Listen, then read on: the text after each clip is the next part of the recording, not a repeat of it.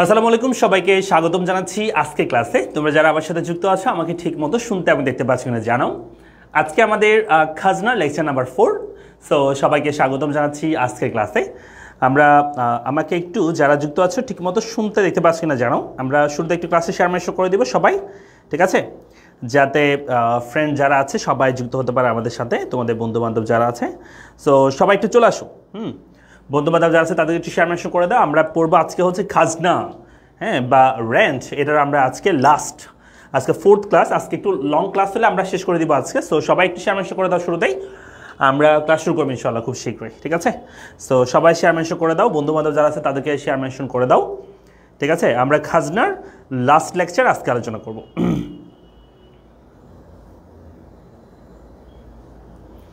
কেউ কি এসেছে আমাদের লাইভে? কাউকে তো দেখি না এখনো।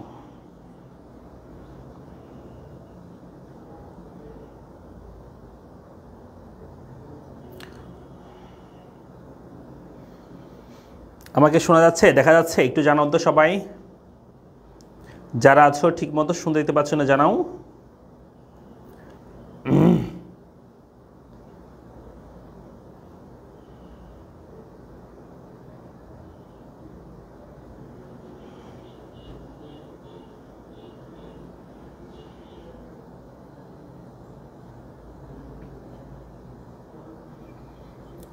একটু কমেন্ট বক্সে হ্যাঁ মারিয়া তাবাস্তম আছে, ঠিক আছে। সবাইকে দেখতে পাচ্ছ, শুনতে পাচ্ছ?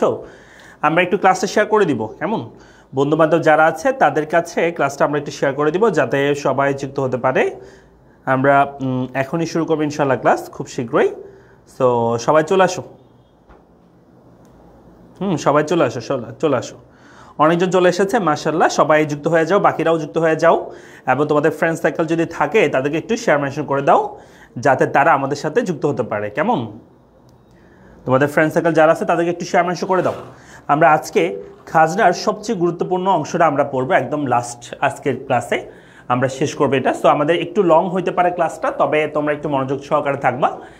শেষে যে টপিকটা পড়বো সেটা সবচেয়ে গুরুত্বপূর্ণ টপিক এই চ্যাপ্টারের। সো আমরা একটু সবাই যুক্ত হয়ে যাই, হ্যাঁ, সবাই একটু যুক্ত হয়ে যাও। ফ্রেন্ড সার্কেল যারা আছে তাদেরকে একটু শেয়ার মেনশন করে দাও যাতে তারাও আমাদের সাথে যুক্ত হতে পারে। সো আমরা শুরুতেই যেটা পড়বো সেটা হচ্ছে আমরা আধুনিক খাজনা তত্ত্ব পড়ছিলাম আর কি লাস্ট ক্লাসে। সো তোমাদের হয়তো মনেও থাকতে পারে যে আধুনিক খাজনা তত্ত্ব আমরা পড়েছিলাম। এই যে এটা আমরা গত ক্লাসে এই টপিকটা আমরা বলেছি যে আধুনিক খাজনা তত্ত্ব কী, এটা নিয়ে আমরা কথা বলেছি এবং বলছি আমরা আধুনিক খাজনা তত্ত্বকে আমরা 3টা দৃষ্টিকোণ থেকে ব্যাখ্যা করতে পারি। একটা ছিল অপ্রাচুর্যজনিত খাজনা তত্ত্ব। এখান থেকে আমরা গত ক্লাসে পড়েছিলাম যে আমাদের অপ্রাচুর্যজনিত খাজনা তত্ত্ব মানে হচ্ছে আমাদের যোগানটা অ্যাভেলেবেল না, জমির যোগানটা আমাদের স্থির, হ্যাঁ, সেই অবস্থায় চাহিদা বাড়লে খাজনা আমাদের দিতে হয়, খাজনা বাড়ে, এটা আমরা পড়েছি। 2 নম্বর ছিল কি হস্তান্তর ব্যয়, অর্থাৎ আমরা যদি কোনো একটা জায়গায়, যেমন এখানে একটা এক্সাম্পল ছিল যে একজন শ্রমিক যদি কী করে, যে সে যদি জুতা কারখানায় কাজ করে, তাহলে সে যদি মনে করো এখানে কীভাবে আছে যে হ্যাঁ এই যে কোনো শ্রমিক পাট কলে কাজ করলে সে যদি মজুরির পরিমাণ পায় 800 টাকা, কিন্তু সে যদি অন্য কারখানায় কাজ করে তাহলে 1000 টাকা পায়, তাহলে এই যে অতিরিক্ত যে 200 টাকা পাচ্ছে সেটাকে বলা হয় যে হস্তান্তর আয়। এই দিক থেকে তোমার হচ্ছে খাজনা, এটা বলা হয়েছিল। তাহলে আমরা 2টা দৃষ্টিকোণ পড়ছি আধুনিক খাজনার মধ্যে। একটা হচ্ছে আধুনিক খাজনার প্রথম দৃষ্টিকোণ ছিল হচ্ছে অপ্রাচুর্যজনিত খাজনা তত্ত্ব, 2 নম্বর ছিল স্থানান্তর ব্যয়, হ্যাঁ সরি স্থানান্তর আয়, এদিক থেকে আমরা বলছি। এরপরে আজকে আমরা যেটা পড়বো সেটা হচ্ছে স্থিতিস্থাপকতার দৃষ্টিকোণ থেকে খাজনা 3 ভাবে নির্ধারণ হইতে পারে। এই স্থিতিস্থাপকতার দৃষ্টিকোণটা আজকে আমরা আলোচনা করব, ঠিক আছে। সবাই কি ঠিকমতো শুনতে দিতে পারছো? আচ্ছা, সাকিবুর রহমান চৌধুরী বলছে এটা কোন ব্যাচ স্যার, 26 নাকি 27? এটা 26-27 সবাই করতে পারবে ক্লাস। তারপর হচ্ছে প্রভা আছে, সালাম দিয়েছে। স্মৃতি আছে, সালাম দিয়েছে, ওয়ালাইকুম সালাম। মারিয়া ইসলাম আছে, সালাম দিয়েছে, ওয়ালাইকুম সালাম। ওকে, আমরা সবাই একটু ফ্রেন্ডদেরকে শেয়ার মেনশন করে দিই, কেমন? সবাই একটু ফ্রেন্ডদের কাছে শেয়ার করে দিই, এটা লাইভ ক্লাস, সবাই একটু শেয়ার করে দেওয়ার চেষ্টা করবো, কেমন? যারা ফ্রেন্ড সার্কেল আছে, যারা বন্ধুবান্ধব আছে, স্কুলের কলেজে বন্ধুবান্ধব আছে, তাদের গ্রুপে একটু শেয়ার করে দাও, বা যে পাবলিক গ্রুপগুলো থাকে হ্যাঁ ফেসবুকে, সেগুলোতে একটু শেয়ার করে দাও যাতে সবাই আমাদের সাথে যুক্ত হতে পারে আজকের এই ক্লাসে, ঠিক আছে। সবাই একটু শেয়ার মেনশন করে দাও, সবাই একটু শেয়ার মেনশন করে দাও যাতে বন্ধুরাও যুক্ত হতে পারে আমাদের এই ক্লাসে। আচ্ছা, আজকে আমরা যেটা পড়বো সেটা হচ্ছে আধুনিক খাজনা তত্ত্বের এখান থেকে আমরা পড়বো স্থিতিস্থাপক দৃষ্টিকোণ থেকে খাজনা কত প্রকার, 3 প্রকার, সেটা আমরা আজকে আলোচনা করব। ঠিক আছে, তো এখানে 3টা আসলে চিত্র পড়তে হবে। এখানে একটা হচ্ছে যখন উপকরণের যোগান পূর্ণ স্থিতিস্থাপক হয়, এটা একটা চিত্র পড়তে হবে। আরটা হচ্ছে যখন উপকরণের যোগান সম্পূর্ণ অস্থিতিস্থাপক হয় সেটা। আরটা হচ্ছে যখন উপকরণের যোগান পূর্ণ স্থিতিস্থাপক অপেক্ষা কম হয়ে থাকে। হ্যাঁ, এই 3টা আমরা পড়বো আজকে, এই 3টা আমরা পড়বো। ঠিক আছে, তাহলে এটা হচ্ছে হ্যাঁ, এটা হচ্ছে আমাদের যখন উপকরণের যোগান সম্পূর্ণ স্থিতিস্থাপক অপেক্ষা কি হয়ে থাকে, যে সম্পূর্ণ অস্থিতিস্থাপক হয়ে থাকে। আর এটা হচ্ছে সম্পূর্ণ স্থিতিস্থাপক হয়ে থাকে। আর এটা হচ্ছে সম্পূর্ণ স্থিতিস্থাপক অবস্থা কম এটা হয়ে থাকে। হ্যাঁ, এটা আমরা 3টাই আমরা পড়বো একসাথে। তো সবাই চলে আসো, সবাই চলে আসছে। থ্যাংক ইউ যারা যারা ক্লাসে শেয়ার করছো, সবাইকে অনেক অনেক ধন্যবাদ। আচ্ছা, কামরুল হাসান বলছে আপনার ক্লাসগুলো অনেক ভালো লাগে। Thank you Kamrul Hasan. লিজা আছে, সালাম দিয়েছে। আমাদের সাথে রিফা আছে, সালাম দিয়েছে, ওয়েলকাম সালাম। নাসরিন আছে, নাসরিন সালাম দিয়েছে, ওয়েলকাম সালাম। স্মৃতি আছে, সালাম দিয়েছে। প্রভা আছে, সালাম দিয়েছে। ওকে ফাইন, আমরা সবাই চলে আসি দেখি বন্ধু বান্ধব নিয়ে। হ্যাঁ, বন্ধু বান্ধব সবাইকে একটু শেয়ার করিও। ঠিক আছে, যাতে সবাই যুক্ত হতে পারে। আমি এই 3টা এখানে যে 3টা কথা বলছি, হ্যাঁ, এটা কোনটা বলতেছিলাম যে স্থিতিস্থাপক দৃষ্টিকোণ থেকে আধুনিক খাজনা তত্ত্ব 3 ধরনের বা 3 প্রকার আমরা ভাগ করতে পারি। এটা হচ্ছে যখন উপকরণের যোগান পূর্ণ স্থিতিস্থাপক। আচ্ছা, আরেকটা বলছে কি, যখন উপকরণের যোগান সম্পূর্ণ অস্থিতিস্থাপক। তাহলে এটা হচ্ছে পূর্ণ স্থিতিস্থাপক, এটা হচ্ছে সম্পূর্ণ অস্থিতিস্থাপক। হ্যাঁ, আরেকটা বলছে কি যে যখন উপকরণের যোগান পূর্ণ স্থিতিস্থাপক অপেক্ষা কম, যখন উপকরণের যোগান পূর্ণ স্থিতিস্থাপক অবস্থা কি কম। ঠিক আছে, এই 3টে আমরা এই 3টে আমরা আলোচনা করব। ঠিক আছে, আমি প্রথমে এখানে পাশাপাশি 3টে চিত্র আঁকলে তখন তোমাদের বুঝতে একটু সুবিধা হবে, সেজন্য আমি পাশাপাশি 3টে চিত্র আঁকার চেষ্টা করব। এই যে যখন পূর্ণ স্থিতিস্থাপক অপেক্ষা কম, সেটা হচ্ছে এইটা, এই চিত্র এটা। এর আগে আমরা যেটা করতেছি সেটা হচ্ছে এটা আমরা লিখবো যে যখন এটা হচ্ছে যখন 1 নম্বরটা কি ছিল, 1 নম্বরে ছিল হচ্ছে যখন পূর্ণ স্থিতিস্থাপক। হ্যাঁ, এটা লিখে আমরা এখানে পূর্ণ স্থিতিস্থাপক, পূর্ণ স্থিতিস্থাপক, এই চিত্রটা আমরা এখানে আঁকবো। আর আরেকটা চিত্র কোনটা বলছিলাম, যখন হ্যাঁ সম্পূর্ণ অস্থিতিস্থাপক। হ্যাঁ, এটা আমরা এখানে করি, এটা হচ্ছে সম্পূর্ণ অস্থিতিস্থাপক, এটা আমরা এখানে আঁকবো। ঠিক আছে, এটা আমরা এখানে করব। সো এই চিত্রটা আমরা এখানে আঁকবো, একটু ভালো করে লক্ষ্য করতে হবে। কেমন, প্রথমে আমরা যেটা করবো সেটা হচ্ছে আগে আমরা একদম ফার্স্টে আমরা এটা করে ফেলবো। এই যে এই সম্পূর্ণ অস্থিতি, এটা আমরা আগে করে ফেলবো। তারপর আমরা এটা আমরা বোঝার চেষ্টা করব। কেমন, প্রথমে সম্পূর্ণ অস্থিতি, এটা আমরা দেখি। চিত্রটা সবাইকে লক্ষ্য করো। এখানে মধ্যে একটা ডিমান্ড রেখা আঁকছে, একটা সাপ্লাই রেখা আঁকছে। এটা একটা সাপ্লাই রেখা, এটা হচ্ছে একটা ডিমান্ড রেখা। বুঝা গেছে? তো দেখো, আমাদের যে ডিমান্ড রেখাটা আঁকছে এখানে, উপরে হচ্ছে আমাদের দাম, উপরে হচ্ছে দাম বা প্রাইস বা খাজনা বলতে পারো তুমি, আর নিচের দিকে হচ্ছে পরিমাণ, কোয়ান্টিটি লিখছে। সো ডিমান্ড রেখা সেটা হচ্ছে এরকম, এটা হচ্ছে ডিমান্ড রেখা। এটা স্ট্রেট লাইনে তুমি চালিয়ে দিতে পারো, সমস্যা নাই। তো এটা হচ্ছে ডিমান্ড রেখা। আর যে সাপ্লাই রেখা আঁকছে এটা হচ্ছে ডিমান্ড রেখা, ডিডি প্রাইম। সাপ্লাই রেখা যেটা আঁকছে সেটা হচ্ছে বলা হচ্ছে এই যে সাপ্লাইটার উপর মেন জিনিসটা, এটা বলছে যে সম্পূর্ণ অস্থিতিস্থাপক। তোমরা এগুলো বুঝো কিনা আমাকে বলো। একটা হচ্ছে স্থিতিস্থাপক, বা বলতে পারো যে এই যে পূর্ণ স্থিতিস্থাপক, পূর্ণ স্থিতিস্থাপক, স্থিতিস্থাপক, এই কথাটা মানে বুঝতে হবে। আরটা হচ্ছে এটাকে সম্পূর্ণ বা এটাকে পূর্ণ অস্থিতিস্থাপক বলা হয়। তাহলে এটাকে আমরা বলতে পারি যে সম্পূর্ণ বা পূর্ণ অস্থিতিস্থাপক। আমি শর্টকাট লিখতেছি, সো আচ্ছা পুরো লিখে ফেলি। অস্থিতিস্থাপক প্রথমে বলি, প্রথমে আমরা দেখি যে পূর্ণ স্থিতিস্থাপক কি। পূর্ণ স্থিতিস্থাপক এটার মানে হচ্ছে যে তোমার পূর্ণ স্থিতিস্থাপক বলতে যেটা বোঝানো হয় যে তোমার যেটার দাম, মনে করো কোন একটা দ্রব্যের দাম 10 টাকা, যোগানের পরিমাণ হচ্ছে 10 লিখি এখানে, দাম 10 টাকা, যোগানের পরিমাণ 10। ভালো করে বুঝবা একটু, দাম 10 টাকা, যোগানের পরিমাণ 10। দামের পরিবর্তন ছাড়াই যদি যোগানের পরিবর্তন হয়, দামের পরিবর্তন ছাড়াই যদি যোগানের পরিবর্তন হয়, এটাকে বলা হয় পূর্ণ স্থিতিস্থাপক, মানে দামের পরিবর্তন ছাড়া কি যোগানের পরিবর্তন হচ্ছে। আর এই সম্পূর্ণ অস্থিতিস্থাপক বা পূর্ণ অস্থিতিস্থাপক মানে যেটা বোঝা জানো, সেটা হচ্ছে দাম মনে করো 10 টাকা, যোগান হচ্ছে 10, দামের পরিবর্তন হবে না, দামের পরিবর্তনের ফলে যোগানের কোনোই পরিবর্তন না হলে, দামের পরিবর্তনের ফলে যোগানের কোনোই পরিবর্তন না হলে সেটা বলা হয় সম্পূর্ণ অস্থিতিস্থাপক। তাহলে অস্থিতিস্থাপক মানে কি, স্বাধীন চলকের পরিবর্তনের ফলে অধীন চলকে কোনোই পরিবর্তন হবে না। আর পূর্ণ স্থিতিস্থাপক মানে হচ্ছে স্বাধীন চলকের পরিবর্তন ছাড়াই অধীন চলকের পরিবর্তন হবে। এই দুটো কথা আগে মনে রাখতে হবে তোমাদেরকে। কি বলছি বলো, এই দুটো কথা মনে থাকবে। এগুলো হচ্ছে আমাদের প্রথম পত্রের 2য় অধ্যায়ে আছে। হ্যাঁ, যে পূর্ণ স্থিতিস্থাপক মানে হচ্ছে যেখানে স্বাধীন চলকের পরিবর্তন ছাড়া অধীন চলকের পরিবর্তন হবে। হ্যাঁ, এটাকে আমরা বলে থাকি যে এটার স্থিতিস্থাপকতা কেমন হয়, যে শূন্য স্থিতিস্থাপকতা বলে থাকি। হ্যাঁ, কি স্থিতিস্থাপকতা, শূন্য স্থিতিস্থাপকতা আমরা অসীম স্থিতিস্থাপকতা আমরা বলে থাকি এটাকে। আর এটার মধ্যে কি বলছিলাম, যে সম্পূর্ণ অস্থিতিস্থাপক মানে হচ্ছে যেখানে স্বাধীন চলকের পরিবর্তন ফলে অধীন চলকের কোনোই পরিবর্তন হয় না। হ্যাঁ, এটাকে আমরা কি বলছিলাম, যে এই রেখাটি স্থিতিস্থাপকতা কেমন হবে, এই রেখাটি স্থিতিস্থাপকতা হবে যে শূন্য স্থিতিস্থাপকতা হবে, কেমন এটা ক্ষেত্রে। আর এটা ক্ষেত্রে অসীম স্থিতিস্থাপকতা হয়ে থাকে। ওকে, মানে স্বাধীন চলকের পরিবর্তন ফলে অধীন চলকের কোনোই পরিবর্তন না হলে। তাহলে এই দুটো কথা মনে রাখবা।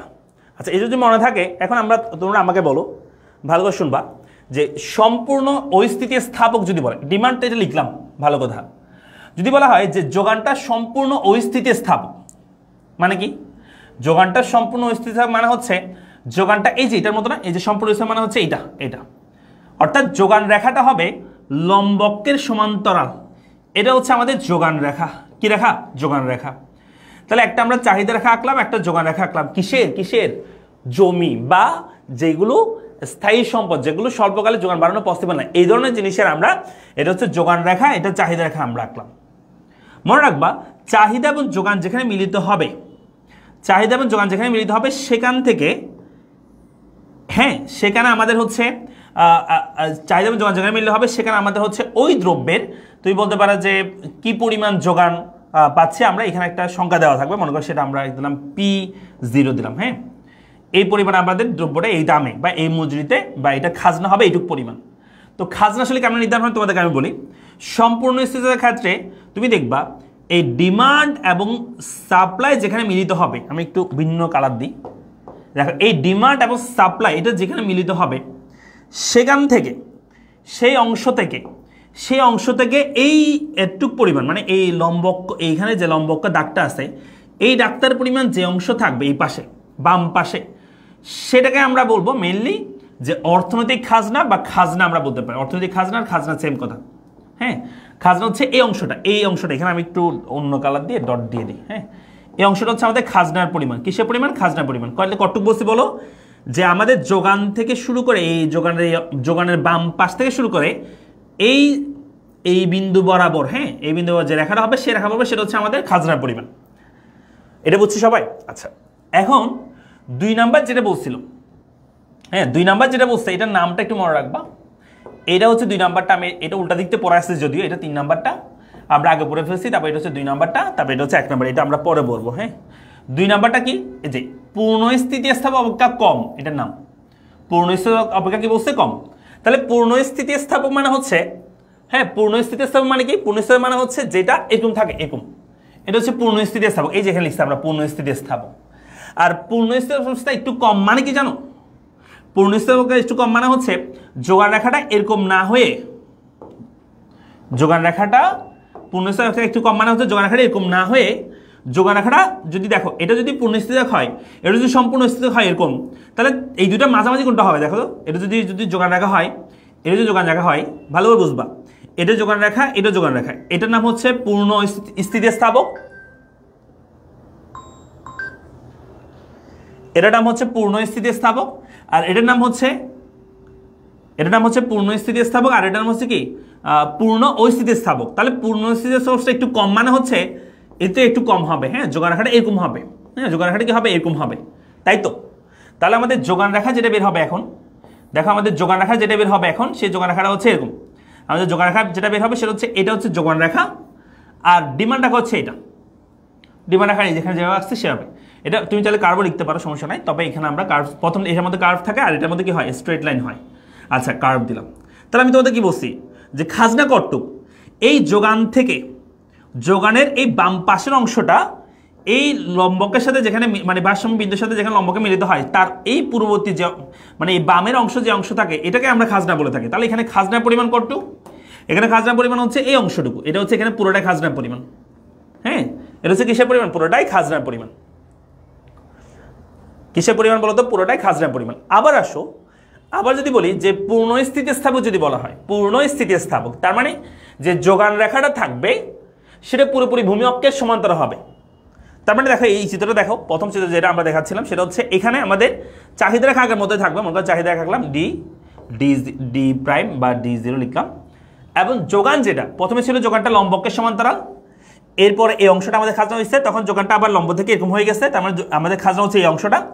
এখন আমাদের যোগানটা এরকমও না এরকমও না, একদম এরকম, যোগানটা এরকম হয়ে গেছে। হ্যাঁ, এটা হচ্ছে যোগান রেখা, মানে পূর্ণ স্থিতিস্থাপক হয়ে গেছে। তখন এই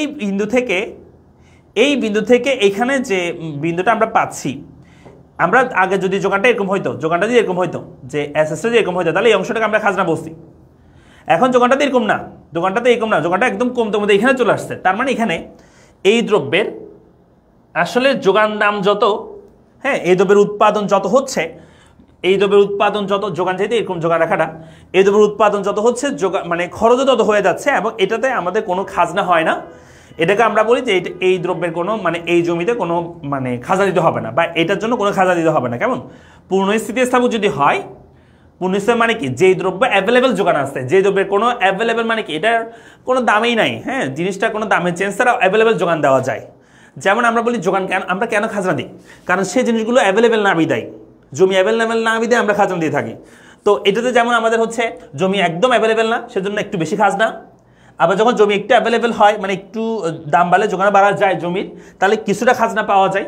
আর এটার মধ্যে মানে যোগানেই তোমার একদম লম্বকে ভূমি অক্ষের সমান্তরাল, তার মানে কোনো একদম দাম ছাড়াই, দামের পরিবর্তন ছাড়াই যোগান বাড়তেছে, এমনি এমনি যোগান বাড়ে।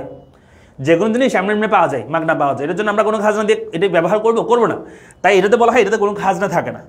এটাতে আমরা বিন্দু দিচ্ছি একটা, কিন্তু এটাতে কোনো খাজনা থাকবে না, বোঝা গেছে? মানে এটাকে খাজনা ফ্রি বা খাজনা থাকবে না এই ধরনের যে দ্রব্যটার কি বলা হবে যে পূর্ণ স্থিতিস্থাপক হবে, তার কোনো খাজনা থাকে না। একটু কঠিন মনে হইতে পারে, যারা একদম প্রথমবার পড়তেছে তাদের একটু কঠিন মনে হইতে পারে, তারা একটু হচ্ছে কি করবা যে যাদের কঠিন মনে হচ্ছে, হ্যাঁ তোমরা একটু ডাবল করে ক্লাসটা দেখবা, দুইবার করে ক্লাসটা দেখবা, তাহলে এইটুকু মনে রাখবা।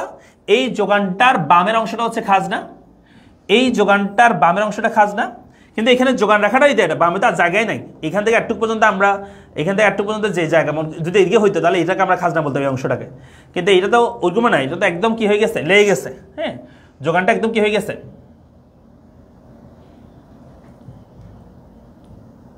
যোগানটা হচ্ছে একদম কি হয়ে গেছে, যোগানটা হচ্ছে আমাদের এখানে চলে আসছে, তার মানে এখানে কোনো খাজনা থাকবে না।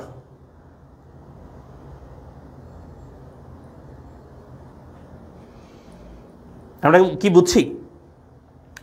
ওকে, তাহলে আমরা এখানে সব একটু বুঝো যে আমরা এখানে যেটা বোঝাতে চাচ্ছিলাম, এই দেখো এখানে বলছে যে এই যে স্থিতিস্থাপক দৃষ্টিকোণ থেকে তিন প্রকারে যখন উপকরণের যোগান পূর্ণ স্থিতিস্থাপক হয়, মানে যেটা যোগান একদম এরকমই থাকে, তার মানে এখানে নো রেন্ট বা আয়ের সম্পূর্ণটাই যোগান মূল্য হয়ে যায়, সেই জন্য এখানে কোনো রেন্ট দিতে হয় না এই দ্রব্যের ক্ষেত্রে, এই মানে এই জমির ক্ষেত্রে বা এরকম জমির ক্ষেত্রে। আর এটা তো আমরা পড়লাম এক নম্বরে। তারপর হচ্ছে দুই নম্বরে যেটা, সেটা হচ্ছে হ্যাঁ যখন উপকরণের যোগান সম্পূর্ণ স্থিতি, মানে এইটুক সম্পূর্ণ স্থিতি যখন হবে তখন এটা পুরোটাই হচ্ছে খাজনা, এই যে এই অঞ্চলটা পুরোটাই হচ্ছে আমাদের খাজনার পরিমাণ, তখন এটা হচ্ছে আমাদের দুই নম্বরে। হ্যাঁ, তিন নম্বরে যেটা বলতেছি আমরা সেটা হচ্ছে এটা, ও আচ্ছা এটা তিন নম্বর ছিল, এটা তিন, এটা দুই, এটা হচ্ছে এক নম্বরটা।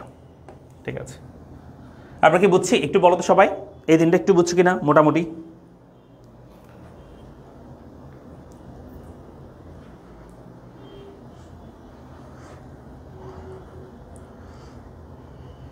তাহলে আমি আবার বলছি, যেটা হচ্ছে সম্পূর্ণ স্থিতিস্থাপক সেটা ক্ষেত্রে যোগান রাখা এটা, এবং যোগানের এই অংশ থেকে এই বিন্দু পর্যন্ত এই পুরোটাই মানে এই বক্সটা হচ্ছে আমাদের তখন খাজনার পরিমাণ। আর এটার মধ্যে এটা হচ্ছে যোগান, তাহলে যোগান থেকে এই বিন্দু পর্যন্ত এই বক্সটা হচ্ছে আমাদের খাজনার পরিমাণ। আর এটার মধ্যে হচ্ছে যোগানটাই হচ্ছে এটা, তো এই খাজনা তো আর নাই, এই বিন্দু থেকে এই বিন্দুটাই হচ্ছে খাজনা, মানে এখান থেকে শুরু এই দুটো আসতো আর কি, কিন্তু যোগানটা এখানে চলে আসছে। তো এখানে যোগান দাম আর ইয়ার দাম সেম হয়ে যাবে, হ্যাঁ, উপকরণ মানে ব্যয় আর আয় সেম হয়ে যাবে, সো এটাতে কোনো খাজনা থাকবে না। এটা হচ্ছে আমাদের পূর্ণ স্থিতিস্থাপক হইলে এটাতে কোনো খাজনা থাকে না, এটুকু মনে রাখতে পারলে হবে। বেশি না বুঝলে, তোমরা যারা কম বুঝছো তারা আবার একটু ক্লাসটা করবা, কেমন, এটা একটু ক্লাসটা করবা, তোমাদের কাছে রিকোয়েস্ট থাকবে। সো আমরা হচ্ছে এটা আবার একবার, যারা ক্লাস বুঝতেছো না আবার একবার দেখবা, আমি যা বলছি এগুলো মানে রেকর্ডেডটা ইউটিউবে দেওয়া হলে আর কি, ঠিক আছে, অথবা ফেসবুক থেকে দেখতে পারবা। আমরা চলে আসি এরপরে, হ্যাঁ, আচ্ছা এটা একটু বলি, সেটা হচ্ছে আমাদের যারা 26-এর শিক্ষার্থী আছো, হ্যাঁ সরি 27-এর শিক্ষার্থী আছো, তোমাদের জন্য কিন্তু অ্যাডভান্স ব্যাচ চলমান আছে, অ্যাডভান্স ব্যাচ 6.0। সো এটাতে আমাদের ভর্তি কার্যক্রম চলমান আছে, আগামী মাস থেকে আমাদের ক্লাস শুরু হবে বন্ধের পরে। সো তোমরা যারা এটাতে ভর্তি হও না, 27-এর আসো, ভর্তি হয়ে যেতে পারো দ্রুত করে। এবং হচ্ছে আমরা এর পরের টপিকে আসি, চলো আমরা এখন যেটা পড়বো এটা খুবই গুরুত্বপূর্ণ। নিম খাজনা, উপখাজনা বা কোয়াসি রেন্ট বলা হয় এটাকে। তাহলে অনেকগুলো নাম আছে, কি কি নাম? এটা হচ্ছে নিম খাজনা, হ্যাঁ, নিম খাজনা, উপখাজনা বা কোয়াসি রেন্ট বলা হয়, ঠিক আছে। সো নিম খাজনা, উপখাজনা, কোয়াসি রেন্ট বলা হয় কাকে, ঠিক আছে, এটা আমরা পড়বো এখানে। এর আগে আমরা আরো দুটো টপিক পড়ছিলাম এই চ্যাপ্টার, একটা ছিল মোট খাজনা, নিট খাজনা। মোট খাজনা মানে হচ্ছে টোটাল যে খাজনা পরিমাণ সেটা, শুধু জমি ব্যবহারের জন্য, অন্যান্য সবগুলো মিলে। আর নিট খাজনা মানে আমরা বলছিলাম শুধু জমির জন্য যে খাজনা দিতে হয় সেটা।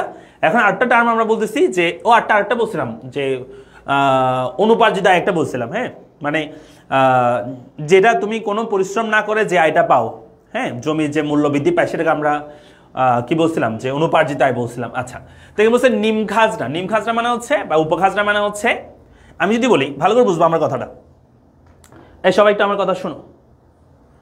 উপখাজনা, নিম খাজনা বলতে আসলে কি বোঝানো হয়? আগে আমি তোমাদেরকে খাজনা বিষয়টা বোঝাই। খাজনা, খাজনা মানে হচ্ছে আমি মনে করো কোন একটা দ্রব্য বিক্রি করে আয় পাইলাম, আয় মানে হচ্ছে মোট আয়। কি আয় বলতো? মোট আয়। মোট আয় পেয়েছি মনে করো 20 টাকা, ভালো করে বুঝবা, মোট আয় 20 টাকা, এবং সেটার জন্য আমার মোট ব্যয় হয়েছে, মোট ব্যয় হয়েছে মনে করো 15 টাকা। তাহলে খাজনা কি জানো? খাজনার পরিমাণটা হচ্ছে আয় থেকে ব্যয় বাদ দিলে, মোট ব্যয় বাদ দিলে মোট ব্যয়, সেটা হচ্ছে খাজনা 5 টাকা। কয় টাকা? 5 টাকা খাজনা। তবে একটু বলে রাখি, এই যে মোট ব্যয় হয়েছে, এই মোট ব্যয় আবার দুইটা অংশ ছিল। একটা ছিল পরিবর্তনশীল ব্যয়, পরিবর্তনশীল, সেটা মনে করো যে এই 15 টাকার মধ্যে পরিবর্তনশীল ব্যয় ছিল হচ্ছে তোমার 10 টাকা, এবং স্থির ব্যয় ছিল, স্থির ব্যয় ছিল মনে করো 5 টাকা। এটা আমি শর্টকাটে মানে একটা ইনফরমেশন দিয়ে রাখলাম আর কি। তাহলে কি বলছি বলো, যে একটা দ্রব্য আমরা বিক্রি করে বা একটা জমিতে আমাদের মোট আয় হয়েছে 20 টাকা এবং মোট ব্যয় হয়েছে 15 টাকা। এই মোট ব্যয়ের মধ্যে একটা বলছি পরিবর্তনশীল ব্যয় 10 টাকা, স্থির ব্যয় 5 টাকা। এই দুটো মিলেই তো মোট ব্যয় হয়, তাই না? তো আমরা সবাই জানি যে স্থির ব্যয় আর পরিবর্তনশীল ব্যয় যোগ করে 10 আর 5 যোগ করে মোট ব্যয় হচ্ছে 15 টাকা। তাহলে আমাদের আয় থেকে মোট ব্যয়টা বাদ দিলে যেটা পাওয়া যায় সেটার নাম খাজনা। সেটার নাম কি? খাজনা। এখন আসো যে নিম খাজনা তাহলে কি? এই যে বলছি নিম খাজনা, উপখাজনা বা কোয়াসি রেন্ট, এটার মানে কি? নিম খাজনা এটার মানে কি জানো? নিম খাজনা মানে হচ্ছে আমাদের মোট আয় থেকে, হ্যাঁ, মোট আয় হচ্ছে 20 টাকা। একটু আগে লিখছি আমরা, মোট আয় হচ্ছে 20 টাকা। সেখান থেকে যে পরিবর্তনশীল ব্যয় বাদ দিলে, মানে মোট পরিবর্তনশীল লিখতে পারো, মোট লিখে দিই, নাহলে আবার কনফিউজড হয়ে যাবা। মোট পরিবর্তনশীল ব্যয় বাদ দিলে, মোট পরিবর্তনশীল ব্যয়, এই মোট পরিবর্তনশীল ব্যয় কত ছিল বলো তো? এই যে 10 টাকা ছিল, ওই 10 টাকা বাদ দিলে যা পাওয়া যায়, এই যে 10 টাকা, এটাকেই বলা হয়, এই যে 10 টাকা এটাকেই বলা হয় তোমার হচ্ছে কি ব্যয়? যে আমরা বলতে পারি যে নিম খাজনা। কি খাজনা? নিম খাজনা। তাহলে আমরা কি বলেছি যে মোট আয় থেকে মোট ব্যয় বাদ দিলে খাজনা পাওয়া যায়, আর মোট আয় থেকে মোট পরিবর্তনশীল ব্যয় বাদ দিলে নিম খাজনা পাওয়া যায়। তাহলে মনে রাখবা খাজনার তুলনায় নিম খাজনার পরিমাণ একটু বেশি হয়ে থাকে, মেইনলি নিম খাজনার পরিমাণ একটু কি হয়ে থাকে, বেশি হয়ে থাকে, বুঝা গেছে? তাহলে আবার একটু শোনো, তাহলে মোট ব্যয় হয়েছে আমাদের, মোট আয় হয়েছে 20 টাকা, মোট আয় হয়েছে 15 টাকা। এই মোট ব্যয়, মোট আয় হয়েছে 20 টাকা, মোট ব্যয় 15 টাকা। এই মোট ব্যয় 15 টাকার মধ্যে পরিবর্তনশীল ব্যয় ছিল 10 টাকা, স্থির ব্যয় ছিল 5 টাকা, দুইটা মিলে কত ছিল? 15 ছিল। আর নিম খাজনা মানে হচ্ছে শুধু পরিবর্তনশীল ব্যয়টা বাদ দিতে হবে, মোট ব্যয় না। মোট আয় থেকে শুধু পরিবর্তনশীল ব্যয়, ওই যে 10 টাকা ছিল, এই 10 টাকাটা বাদ দিলেই নিম খাজনা পাওয়া যাবে। তো এই নিম খাজনা তাহলে সূত্র কি? সূত্র হচ্ছে total revenue minus total variable cost. তাহলে আমরা পাবো নিম খাজনা বা কোয়াসি রেন্ট। আর একটা সূত্র আমরা বলতে পারি যে নিম খাজনা মানে আমরা বলতে পারি যে এই যেখানে লিখছে যে নিম খাজনা মানে হচ্ছে total revenue minus total variable cost, total revenue minus total variable cost. এটা লিখছে নিম খাজনা মানে হচ্ছে average revenue minus average variable cost, মানে অ্যাভারেজ দিয়ে করা যাবে। অ্যাভারেজ যদি আমি রেভিনিউটা টোটাল না বলে যদি অ্যাভারেজ বলি, অ্যাভারেজ রেভিনিউ যদি বলি, তাহলে অ্যাভারেজ ভ্যারিয়েবল কস্ট যদি বাদ দাও তাও তুমি নিম খাজনা পাবা, নিম খাজনা। আর একটা লেখা যাবে যে নিম খাজনা মানে হচ্ছে এই যে এখানে কি লিখছে দেখছো, দেখো কি লিখছে এই জায়গাটা বলো যে এফসি প্লাস অতিরিক্ত আয় এভাবে প্রকাশ করা যায়। মানে কি, তুমি একটা ভালো করে বোঝো, এখানে এই যে পরিবর্তনশীল এটাকে বলা হয় যে এভিসি মানে অ্যাভারেজ ভ্যারিয়েবল কস্ট। এখানে অ্যাভারেজ, এখানে আসলে মোটটাই বলছি আমি, মোট 10 টাকা বলছি, মনে করি এটা অ্যাভারেজ, এটা 10 টাকা ছিল পরিবর্তনশীল ব্যয়। আর এটার সাথে এই স্থির ব্যয়টা যোগ করলে অ্যাভারেজ ফিক্স কস্ট, এটা যদি যোগ করা হয় টোটাল যেটা পাওয়া যায় সেটাকে আমরা বলি আসলে total cost. Average fix cost average cost যোগ করলে কি পাওয়া যায়? টোটাল কস্ট না, অ্যাভারেজ কস্ট পাওয়া যায়, টোটাল অ্যাভারেজ কস্ট পাওয়া যায়। এখানে অ্যাভারেজ কস্ট হবে, অ্যাভারেজ কস্ট পাওয়া যায়। হ্যাঁ, তাহলে অ্যাভারেজ কস্ট মানে হচ্ছে average variable cost plus average fix cost, এই দুটো যোগ করলে কিন্তু অ্যাভারেজ কস্ট পাওয়া যায়। তো বলা হচ্ছে যে আমরা এখানে নিম খাজনা মানে হচ্ছে অ্যাভারেজ রেভিনিউ থেকে অ্যাভারেজ কস্ট ভ্যারিয়েবল কস্ট বাদ দিলে পাবো, অ্যাভারেজ রেভিনিউ থেকে অ্যাভারেজ ভ্যারিয়েবল কস্ট বাদ দিলে পাবো। মনে করি এটা হচ্ছে অ্যাভারেজ রেভিনিউ, মোট না লিখে এটা অ্যাভারেজ লিখি, মানে আয় লিখি ব্যয় লিখি। হ্যাঁ, জাস্ট আয় লিখি। আয় মানে হচ্ছে এখানে গড় আয়, এটা মনে করো গড় আয়। হ্যাঁ, গড় আয়, গড় ব্যয়, ব্যয় বলতে পরিবর্তনশীল ব্যয়। তাহলে নিম খাজনা মানে হচ্ছে গড় আয় থেকে, দেখো গড় আয় থেকে গড় পরিবর্তনশীল ব্যয় বাদ দিলে নিম খাজনা পাওয়া যায় 10 টাকা। এই নিম খাজনার মধ্যে কি কি আছে জানো? নিম খাজনার মধ্যে একজাক্টলি একটা আছে স্থির ব্যয়, স্থির ব্যয় যেটা 5 টাকা সেটা এখানের মধ্যে আছে। স্থির ব্যয় আছে কত টাকা? 5 টাকা। আর একটা কি আছে জানো? স্থির ব্যয় তো 5 টাকা আমি পাবো, এখানে স্থির ব্যয় 5 টাকা আছে। আর একটা এই যে লাভ যেটা হয়েছিল, খাজনা যেটা পাইছিলাম, ওই যে অতিরিক্ত যেটা লাভ সেটা, বুঝছো? এটা তাই বলা হচ্ছে যে নিম খাজনা মানে হচ্ছে, এই দেখো নিম খাজনা মানে হচ্ছে এএফসি, এএফসি মানে হচ্ছে এই যে 5 টাকা যেটা সেটা, এবং অতিরিক্ত আয়, অতিরিক্ত আয় মানে হচ্ছে এই যে যেটা মোট খাজনা পাচ্ছি সেটাকে অতিরিক্ত আয় বলা হচ্ছে। আমরা চিত্র আঁকলে আরো ভালো বুঝতে পারবা, আমরা চিত্র একটু পরে করব, ঠিক আছে? আগে এইটুকু বোঝো। আমি আবার বলছি, খাজনা মানে হচ্ছে আয় থেকে ব্যয় বাদ দিলে, মানে মোট আয় থেকে মোট ব্যয় বাদ দিলে খাজনা পাওয়া যায়, বা আয় থেকে ব্যয় বাদ দিলে।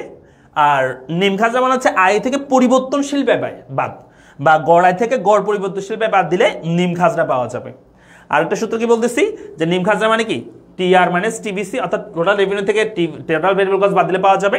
আর খাজনা কোনটা? খাজনা হচ্ছে টোটাল রেভিনিউ থেকে টোটাল কস্ট বাদ দিতে হবে। হ্যাঁ, অথবা কি অ্যাভারেজ রেভিনিউ থেকে অ্যাভারেজ কস্ট বাদ দিতে হবে, মানে টোটাল মোট যেটা কস্ট অ্যাভারেজ যেটা কস্ট সেটা বাদ দিতে হবে। এটা হচ্ছে খাজনার সূত্র, কেমন?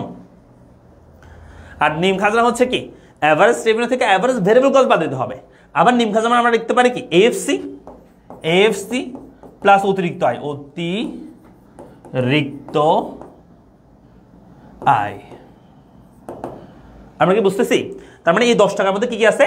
একটা হচ্ছে 5 টাকা হচ্ছে তোমার এই যে স্থির ব্যয় যেটা ছিল সেটা, আর 5 টাকা হচ্ছে যেটা আমরা এখানে খাজনা পাচ্ছিলাম সেটা। কারণ এখানে দেখো আমরা আয় থেকে ব্যয় মানে টোটাল ব্যয়টা বাদ দিছি, পরিবর্তনশীল ব্যয় স্থির ব্যয় দুইটা বাদ দিছি, তাই 5 টাকা পাইছি। আর এখানে পাইছিলাম 10 টাকা। 10 টাকা কেন? কারণ এইখানে একটা এই যে নিম খাজনাটা একটা আছে 5 টাকা, আর 5 টাকা কোথায় বলো তো? আর 5 টাকা এই যে স্থির ব্যয় যেটা সেটা বাদ দিলে যে ওইটাও আছে।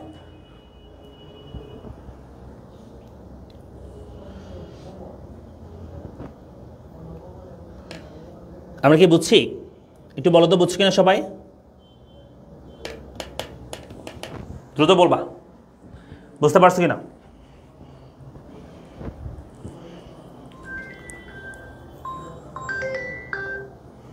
হ্যালো, হ্যাঁ এই তো ভালো, এই তো অফিসে আছি। হ্যাঁ এই যে এখন ফ্রি হবে 10-15 মিনিট পর। আয় না।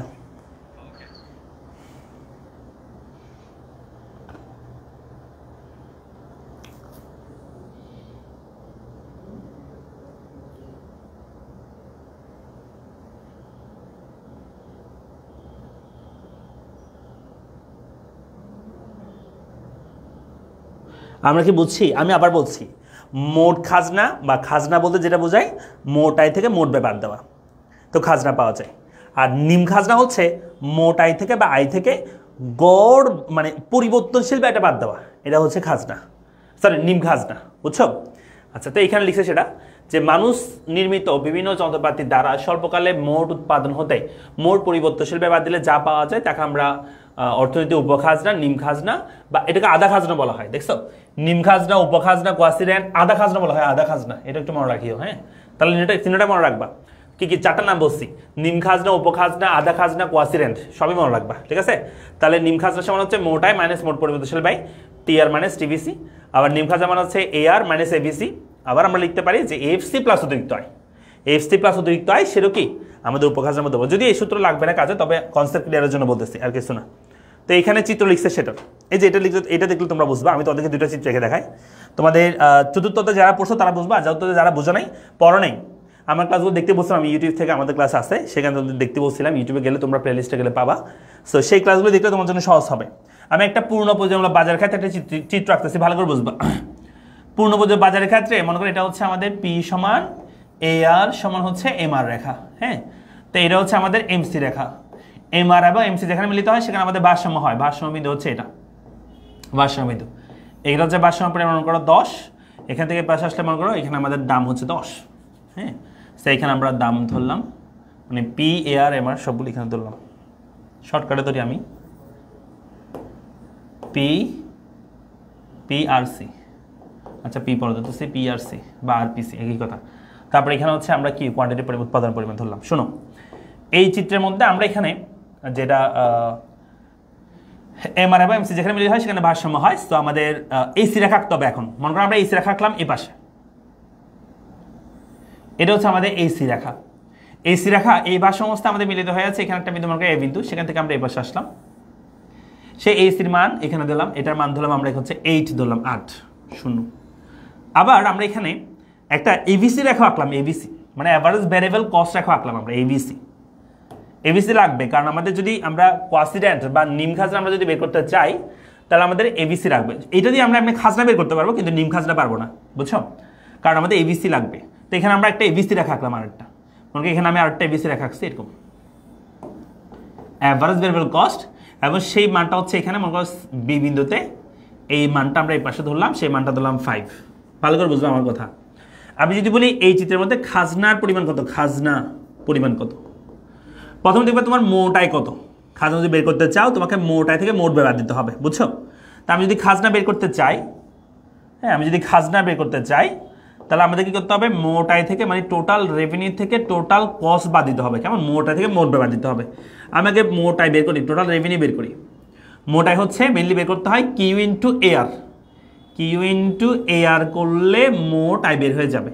কিউ মানে কোয়ান্টিটি, এই যে কোয়ান্টিটি, আর এ আর মানে দেখো এই হলুদ রেখাটা হচ্ছে এ আর রেখা, এই যে পি এ আর আমরা দেখছো না এই রেখা, এই বিন্দুতে 10। তাহলে আমরা বলতে পারি উৎপাদনের পরিমাণ 10 এবং এ আর মান হচ্ছে এখানে এই ভারসাম্য অবস্থায় এ আর এর মান হচ্ছে, এই যে আর এর মান হচ্ছে 10 লিখলাম। তাহলে টোটাল রেভিনিউ আমাদের বের হয়েছে 10 10 100। আর টোটাল কস্ট যদি আমরা বলি, টোটাল কস্ট যদি আমরা বলি তাহলে সেটা হবে আমাদের কত, যে এটা সূত্র হচ্ছে Q into AC, Q into AC হচ্ছে টোটাল কস্ট। হ্যাঁ, Q into AC. So Q মানে কত, আগের মতো কিউ মানে কোয়ার্টারে 10 এবং এসি মানে হচ্ছে অ্যাভারেজ কস্ট। অ্যাভারেজ কস্ট দেখো এই যে এসি হচ্ছে অ্যাভারেজ কস্ট এ বিন্দুতে 8 বসে দিলাম, তাহলে 8 10 80, এটা হচ্ছে আমাদের কত টোটাল কস্ট। তাহলে এখানে আমরা বলতে পারি খাজনা, খাজনার পরিমাণ কত। খাজনা যে কথা মুনাফাও সেম কথা, কিন্তু যেটা যারা চতুর্থতা পড়ছো খাজনা যে কথা মুনাফা সেম কথা। হ্যাঁ, সো খাজনা মানে হচ্ছে টোটাল রেভিনিউ মাইনাস টোটাল কি কস্ট। টোটাল রেভিনিউ আমরা কত পাইছি 100 এবং টোটাল কস্ট কত পেয়েছি আমরা, টোটাল কস্ট পেয়েছি আমরা, এই যে টোটাল কস্ট পেয়েছি আমরা 80 বিয়োগ দিলাম। তাহলে 100 থেকে 80 বিয়োগ করলে 20, এটাই হচ্ছে আমাদের খাজনার পরিমাণ। কিসের পরিমাণ? খাজনার পরিমাণ। এটাকে বুঝছো কিনা বলো সবাই? খাজনা এটা বুঝছো সবাই? এইটা খাজনা কেমনে বের করছে বুঝছো?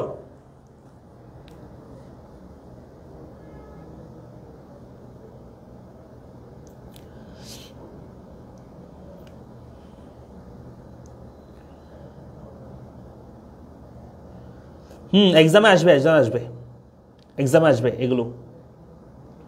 তাহলে তোমরা আমাকে বলো খাজনা এটা বুঝছো কিনা? খাজনা বুঝছো কেমনে বের করছি?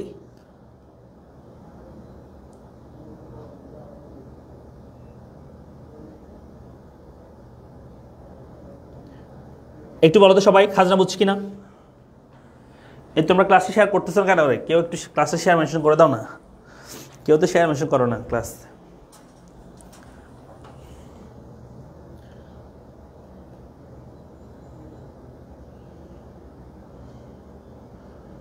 আমি আবার বলতেছি যে আমরা এখানে খাজনা বের করতে হলে মোট আয় থেকে মোট ব্যয় বাদ দিতে হবে। মোট আয় হচ্ছে কিউ ইন্টু এআর, কিউ মানে কোয়ান্টিটি, এআর মানে হচ্ছে এই যে এভারেজ রেভিনিউ, এই যে এআর 10 গুণ দিলে 100 হয়। আর মোট ব্যয় মানে হচ্ছে কিউ ইন্টু এসি, কিউ মানে কোয়ান্টিটি 10 আর এসি মানে হচ্ছে 8। যারা 14তে করছে তার জন্য এটা সহজ, এটা বুঝবে এমনিতে। 14তে না করলে কিন্তু এটা বুঝবে না। আমি আবার বলতেছি তোমাদেরকে অসমতায় পড়তে হলে 14তে আগে পড়তে হবে, নাহলে এই অর্ধে বুঝবে না।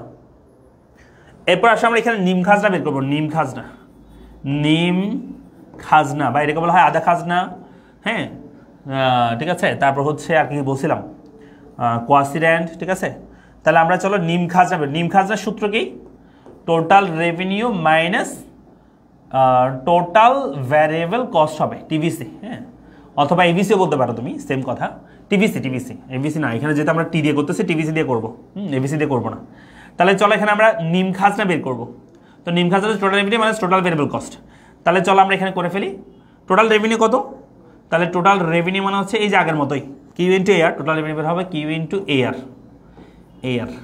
তাহলে কিউ মানে কোয়ান্টিটি হচ্ছে 10, এই যে 10, আর এআর হচ্ছে কত? 10 ইন্টু 10 গুণ করে দিলে 100, এটা হচ্ছে টোটাল রেভিনিউ। আর টিভিসি টোটাল ভ্যারিয়েবল কস্ট কেমন বের করতে হবে জানো? কিউ ইন্টু এবিসি হবে। কিউ ইন্টু এই যে এবিসি যেটা আছে সেটা, এবিসি কত? 5। তাহলে কিউ ইন্টু এবিসি মানে অ্যাভারেজ ভ্যারিয়েবল কস্ট, ঠিক আছে, অ্যাভারেজ কিউ ইন্টু এবিসি। তাহলে কিউ মানে 10 আর ভিসি মানে ভ্যারিয়েবল কস্ট মানে হচ্ছে কত? এবিসি মানে কত? এবিসি মানে হচ্ছে 5। তাহলে 5 10 কত? 50। তাহলে আমাদের নিম খাজনা কত বের হবে? নিম খাজনা, হ্যাঁ, উপখাজনা বা কোয়াসিডেন্ট, ঠিক আছে। নিম খাজনা, উপখাজনা, কোয়াসিডেন্ট বা আধা খাজনা, সেটা হচ্ছে total revenue minus total variable cost. Total revenue হচ্ছে 100, টোটাল ভ্যারিয়েবল কস্ট হচ্ছে 50। তাহলে বিয়োগ করলে আসতে হবে 50। এটা হচ্ছে নিম খাজনার পরিমাণ 50। দেখো সবাই বুঝছি কিনা এটা?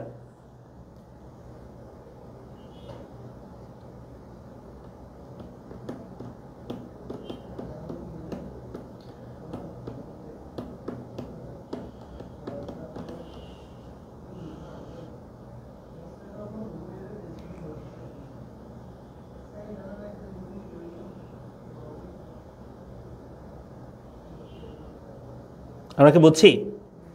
ওকে, তাহলে নিম খাজনা এবং আমরা খাজনা এবং নিম খাজনা এটা আমরা বুঝতে পারলাম।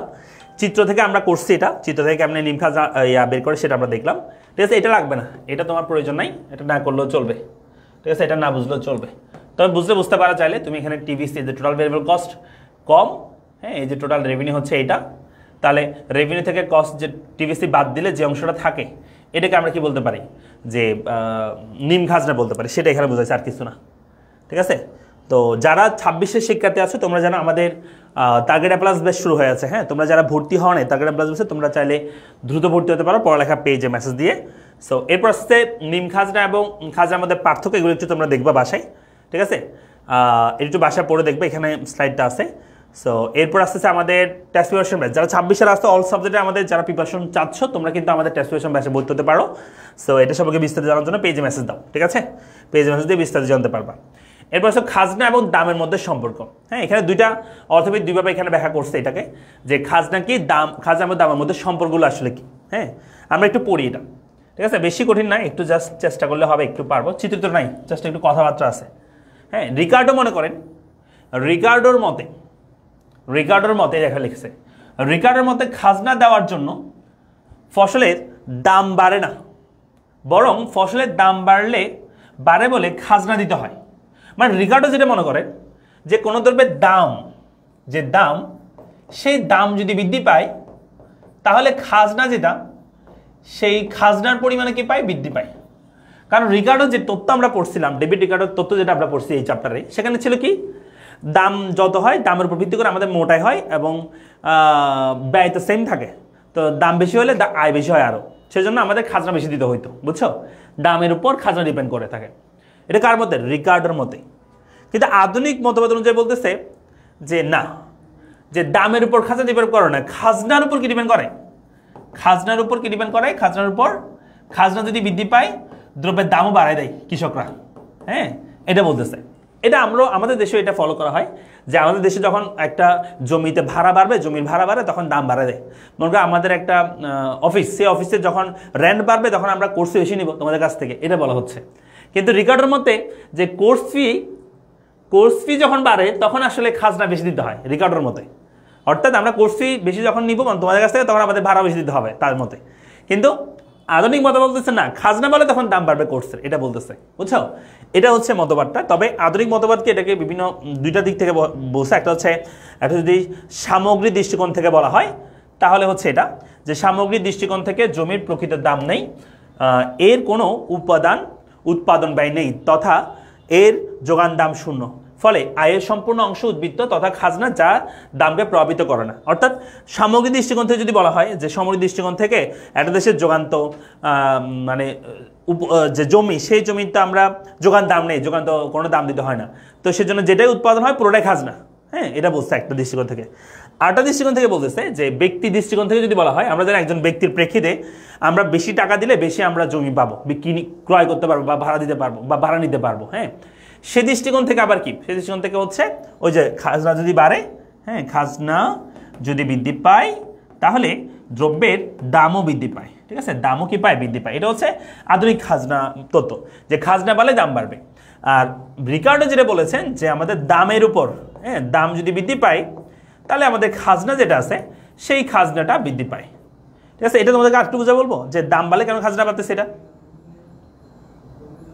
নাকি পারবা? বুঝছো?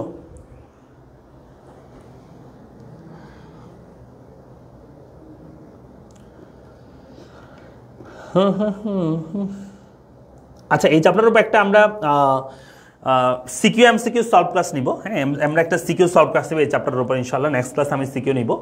তো এটা তোমরা এটা একটু ভালো করে দেখবা বাসায়। ঠিক আছে, এটা একটু ভালো করে তোমরা সিকিউ মানে খাজনা দামের মধ্যে পার্থক্য একটু ভালো করে দেখবা। তো এই আর কি, আজকের পর্যন্ত। নেক্সট ক্লাস আমি এটার উপর একটা সিকিউ ক্লাস নিব এবং একটা এক্সাম নেওয়ার চেষ্টা করবো তোমাদেরকে। ঠিক আছে, সো আজকের পর্যন্ত সবাই ভালো থাকো, সুস্থ থাকো। দেখা হচ্ছে পরবর্তী ক্লাসে। আসসালামু আলাইকুম।